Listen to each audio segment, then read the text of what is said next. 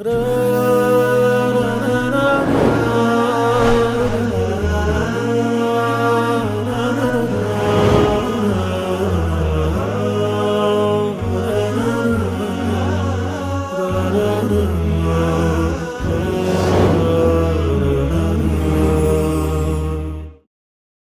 الله الرحمن الرحيم الحمد لله صلى الله وسلم على رسول الله وعلى آله وصحبه ومن والاه ودي تكبراتو يا سنة تلفزيون የጠይቁ ፕሮግራም ተከታታዮቻችን ነው። ጠይቁ ፕሮግራማችን እንደተለመደው አሁን ይጀምራል።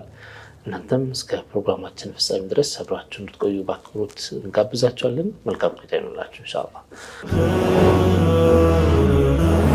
ሰላም አለይኩም። ወአለይኩም ሰላም ወራህመቱላህ። አማን ናችሁ? አልহামዱሊላህ። እንዴት ናችሁ? አልহামዱሊላህ። በርካታ ጥያቄዎች አሉ። ኢንሻአላህ እነሱን በተላቅደም ተከተል ለማቅረብ ሞክራለሁ። ዶክተር ለመጀመሪያው ጥያቄ ስናልፍ አንድ ጥያቄያችን ምን ይላሉ? ከዚህ በፊት ከሰጣችሁ ደርስ አንዳንድ ሰዎች ያልገባቸው ንግግር አለ። እሱ ምንድነው? አንድ ሐዲስ ሰነዱ ሙተሲል ሆኖ ثقة ሆነው ያስተላለፉት ነገር ግን ጥሬ ቃሉ ከዓቅል ጋር ማይሄድ ከሆነ ያን ሐዲስ ትክክል ተብሎ ተቀባይነት አይኖረውም የሚል ንግግር አለና ይሄ ምን ማለት ነው? ነገሩ ዋናው ሰነዱ ሙተሲል እስከሆነ ድረስ ثقة እስከሆነ ድረስ ምንድነው ያን ነገር እንዳንቀበል የሚያደርገን ነገር? ነብዩ አላሉትም ማለት ነብዩ ቢሉትም ሳይሆን ነብዩ አላሉትም ብለው ነው እንዳላሉት ነው የምንወስደው።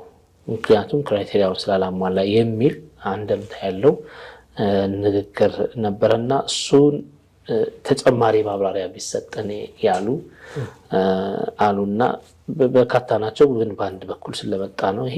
ከዛ ብንጀምር ዶክተር ኢንሻአላህ። መርሐባ። ቢስሚላሂር ረህማኒር ረሂም አልሐምዱሊላሂ ረቢል ዓለሚን والصلاة والسلام على سيدنا محمد وعلى آله وصحبه الطيبين الطاهرين.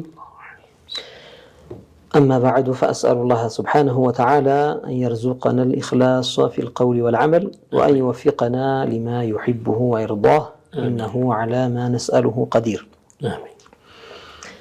بمجمريا ጉዳዩ የኡሱል ጉዳይ ነው። መሰረታዊ የሆነ ጉዳይ ነው። እሱም እስልምና ከዓቅል ጋር የሚቃረን ሆኖ ነው የሚመጣው የእስልምና ህግጋት ወይስ ከዓቅል ጋር የሚስማማ ሆኖ ነው የሚመጣው ተብሎ ቢጠየቅ ማንኛውም ዓቂል ማንኛውም ሙስሊም እስልምና ከዓቅል ጋር የሚጋጭ ነገር እንዴት ይዞ ይመጣል ነው የሚለው። እኛ እኮ ዛሬ እስልምና ሐቅ ነው ከእስልምና ሌላ ያሉ እምነቶች ባጢል ናቸው ስንል ይህንን ደግሞ ከእስልምና ውጪ ላሉ አካላት ለማስረዳት ስንሞክር እነሱም እኛም የምንቀበለው መረጃ እኛ አቅርበነው እነሱም አይቀበሉት ሳይሆን በመረጃነቱ እኛም እነሱም የምንስማማበትን የአእምሮ ማስረጃ ነው እናቀርበው። የእናንተ ሃይማኖት እኮ አእምሮ አይቀበለውም። ለእናንተም አላህ ልቦና ዓቅል የሚባል ነገር ሰጥቷቸዋል። ዓቅል ለሁሉም ታድሏል።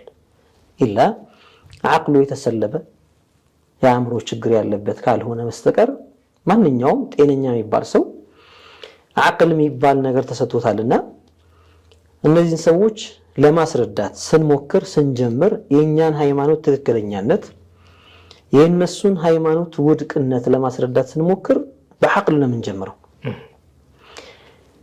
قال الله تعالى في القرآن ብንላቸው እኛ በቁርአን መቼ እናምናለን ይላሉ። قال رسول الله صلى الله عليه وسلم ብንላቸው እኛ እናንተ መልእክተኛ ብላችሁ የምታምኑበትን ሙሐመድን አናምንበትም። በጣም ብዙ ነገር ሁላ ሊያወሩ ይችላሉ ስለ ነብዩ ሙሐመድ አለይሂ ሰላቱ ወሰለም። ስለዚህ እነሱን ለማሳመን የመጀመሪያ የምንሄድበት የአእምሮ የዓቅል ማስረጃ ነው። ሃይማኖታችን እኛ ያዝነው ሃይማኖት አእምሮ በጤነኛ መልኩ የሚቀበለው ነው። የእናንተ ሃይማኖት ግን አእምሮም አይቀበለውም። ለምሳሌ ከነሳራዎች ጋር ብንጀምር እናንተ እያላችሁ ያላችሁት ፍጡር ፈጠረን የምትሉት፣ ፈጣሪ ተወለደን የምትሉት፣ ፈጣሪ ሞተን የምትሉት፣ ፈጣሪ ተሰቀለን የምትሉት፣ ፈጣሪ ሞትን ድል አድርጎ ተነሳን የምትሉት፣ ፈጣሪ ሰው ሆነ ስጋ ለበሰን የምትሉት ይህን ሁላ አእምሮ አይቀበለውም። ፈጣሪ እንዲህ አይነት ባህሪያት ያሉት ሊሆን አይቻልም በፍጹም። አእምሮ እንዴት ይቀበላል? ፍጡር ሲፈጥር አይተናናቅም። እኛ ፍጡር አይፈጥርም። ፈጣሪ ሰውን በፍጹም ሊመስል አይችልም። ሰውን ቢመስል ኖሮ ሰዎች ላይ ያሉ የድክመት ባህሪያት ሁሉ እሱ ላይ የሚያመቹበት ነበረ። ሰዎች እንደማይፈጥሩት እሱም አይፈጥርም ሊባል ነው። አሁን ግን የምናወራው ስለ ፈጣሪ ነው። ስለዚህ ከኛ ጋር በፍጹም የማይመሳሰል ነው ብለን ስንላቸው አእምሮን ማስረጃ አድርገን አቅርበን ነው። ይህ እስከሆነ ድረስ አእምሯችን እስልምና ላይ ትልቅ ቦታ አለው። ለእስልምና ሐቀኝነት የሚመሰክረው አእምሮ ነው። ለእስልምና ሐቀኝነት ጠበቃ የሚቆመው አቅል ነው። ጤነኛ አእምሮ ነው። ጤነኛ አእምሮ ነው እስልምናን ሐቀኝነቱን ለሰዎች እንዲገልጽ የሚያደርገው በጤነኛ አእምሮ ማስረጃነት ማለት ነው። ቁርአን አቅላቸውን ተጠቅመው ላመኑበት ሰዎች መጨረሻ ላይ የቁርአንን ሐቀኝነት ያውቁበታል በአቅላቸው።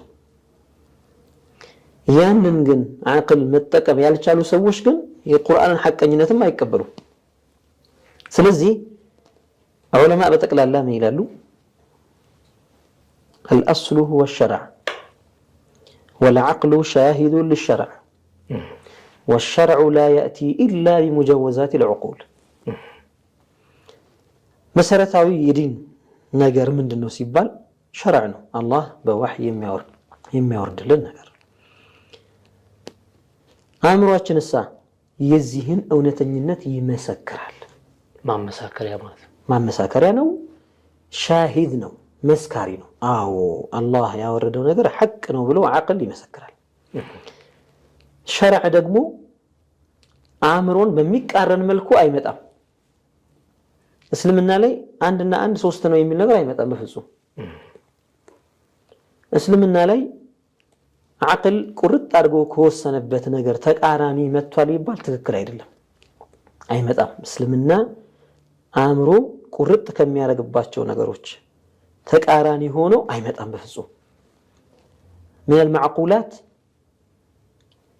جزء الشيء أصغر من كله ይባላል።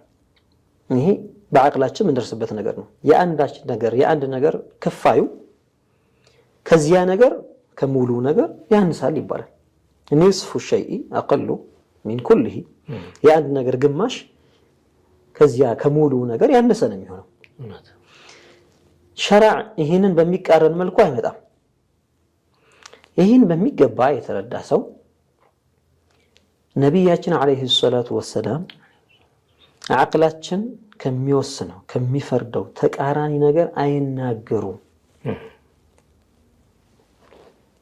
እሳቸው እንዲህ አሉት ተብሎ ቢወራ እንኳን ያ የተወራው ነገር ከአቅል ጋር ማይስማማና ማይጣጣም ከሆነ ነብዩ እንዲህ አይሉም። ነብዩ በጣም አላህ ጥብቅ አድርጎ የፈጠራቸው ማ አንተ ቢኒዕመቲ ረቢከ ቢመጅኑን ያኒ አንተ በአላህ ጸጋ አላህ ላንተ በዋለው ውለታ እነዚያ ሙሽሪኮች እብድ ቢሉህም አንተ ግን እጅግ የላቀ የአእምሮ ልህቀት ላይ ያለህ ሰው ነህ ብሎ ነው አላህ ያወደሳቸው።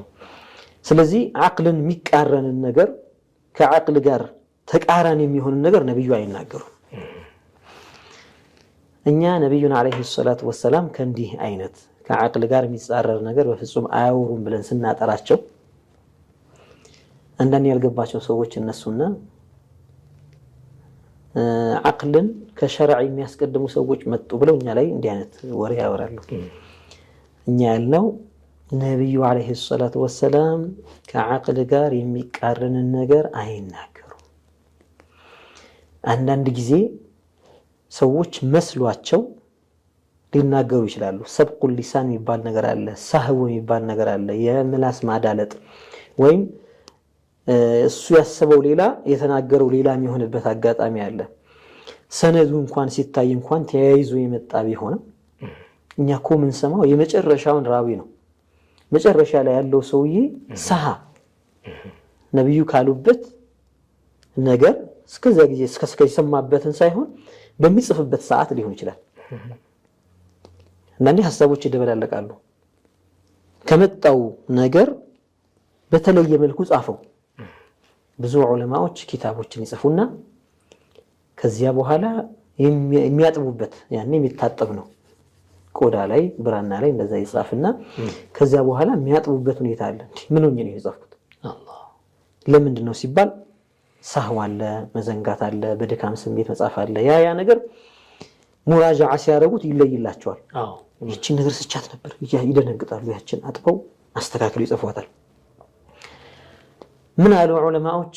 ንስበቱል ኸጠኢ ኢለ ራዊ አህወኑ ሚን ንስበቲል ኸጠኢ ኢለ ነቢይ ሰለላሁ ዐለይሂ ወሰለም። ሱብሃነላህ።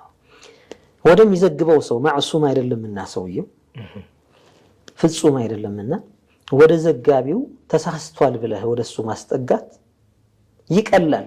ምን ከማድረግ ወደ ነብዩ አለይሂ ሰላቱ ወሰላም ስህተትን ከማስጠጋት ይቀላል ሲባል ያኛው ضرر ነው